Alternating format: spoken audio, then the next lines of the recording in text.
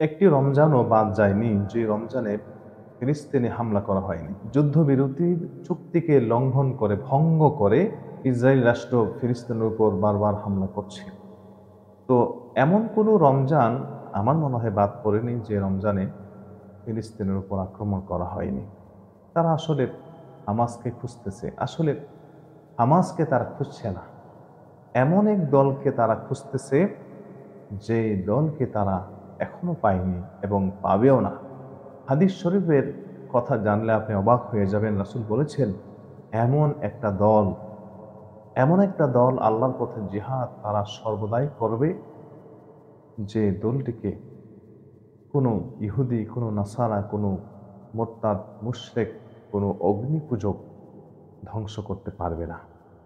তারা মনে হয় ওই দলটাকে খুঁজছে যে দলটার হাতে তাদের তাদের নিশ্চিত পতন হবে।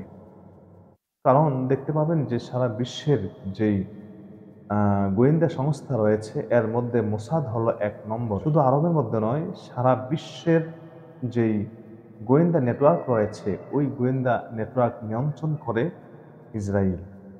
তো সেই ইসরায়েলের কাছে কোনো কিছুই কিন্তু গোপন থাকার কথা নয়। সে মোসাদের কাছে সারা বিশ্বের যে গোয়েন্দা সংস্থাগুলো রয়েছে ওই গোয়েন্দা সংস্থাগুলোর মধ্যে ১ নম্বরে রয়েছে মোসাদ, যেটা ইসরায়েলের রাষ্ট্রীয় গোয়েন্দা সংস্থা।